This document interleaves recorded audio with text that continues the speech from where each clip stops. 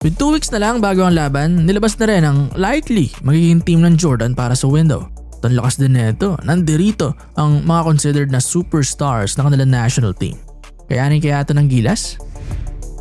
Sa Jones Cup, makikita na nga kagad lumaro ron ang team ng Jordan kasama ang kanilang 15-man roster na inilabas para sa tournament.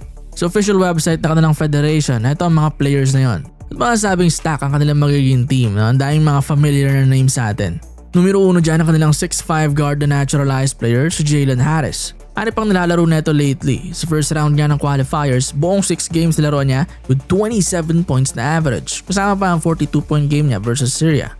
Pero since considered nga na medyo mahina sa FIBA standards ang Syria at Iraq compared sa mga tumagos sa second round, yung sa Iran na lang na performance niya mag-base tayo.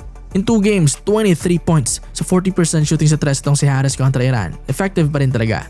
But with Dwight Ramos naman, Chris Newsome at iba pa, hindi pa rin naman sobrang nakakatakot dahil may mga panapat naman tayo sa kanya defensively. Sana lang talaga ma-limit natin, so maybe around 18 to 22 points lang. Possible naman yon. Sa isang talo nila sa Iran ng first round, nadepensahan siya ron. Na-limit lang sa 31% na shooting at 25% sa 3. At all-outs nga sila. So ganyan din ang goal natin ngayon, malesen yung impact niya para sa higher na chance na manalo. Another star ng Jordan, si Freddie Ibrahim. Ito ay ilang beses na nakaharap ng gilas at halos lahat din ng games nagparamdam siya. 2023 World Cup qualifiers, 6.6 assists sa first game, tas 19 points, 8 assists naman sa second game. Then sa huling Asian Games naman, ito 17 points, 5 assists sa first game, then 13 points, 5 assists sa gold medal match. Solid din talagang point guard, scoring at playmaking meron. Pero ang interesting, ayan yung last game niya sa atin, 4-for-14 lang siya nun sa field. Apparently kaya siya ng backcourt natin na nabantayan. At most pa rin ng mga players natin nasa team pa rin ng gilas. Diyan kila Perez, Newsome, tapos may upgrades pa diyan kila Dwight. Kaya naman sana ganun muli ang mangyari na mahirapan siya sa offense. Kahit elite pa yung playmaking niya, at least mabawasan man lang yung production niya sa ibang area. Pero yun, bukod din sa malakas na backcourt natin Jordan, ang expected din na best big nila ay nandito rin, si Aldo Irie. At saka magpapahirap naman kila Edu. Ayon din sa mga naunang reports, diba, malabo si na QMB, si Phillips, si Nakai, at even si Fajardo hindi rin sigurado. Kaya trouble to sa ilalim kung magiging short-handed talaga tayo sa bigs. Bukod sa malaki itong si Aldo Irie, skilled at experienced pang big man ito. Definitely mafe-feel ng team natin yung presence niya inside. Hindi na lumalabas sa last 4 games na sa atin. Isang double-double, 12 points, 13 rebounds ang average niya. Solid na solid. Yan nga ang big 3 ng Jordan, Jalen Harris, Freddie Ibrahim at Aldo Irie ay nasa magpapahirap sa Gilas Pilipinas ngayong window kung sakali.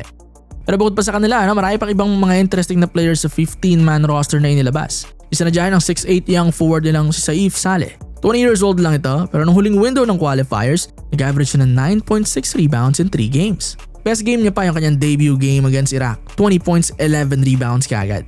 Kaya naman isa rin talaga ito sa mga rising stars ng Jordan na kailangan bantayan ng gilas. Isa pa yung anak din na NBA legend Hakeem Olajuwon, si Abdullah Olajuwon.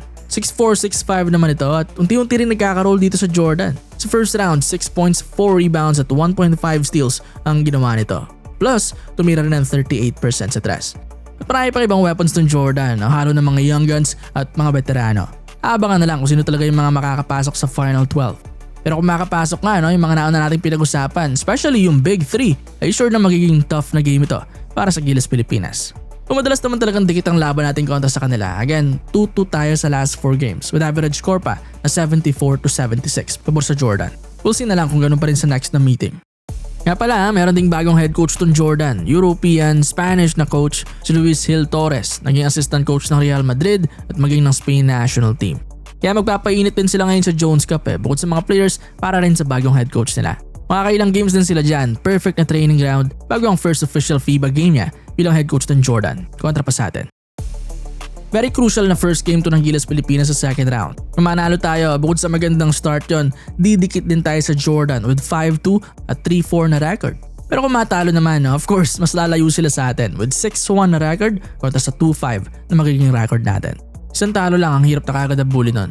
Kaya naman suporta lang tayo sa national team, sana makapanalo, sana makauna kagad dito sa second round. August 28 na yung laban sa MOA Arena.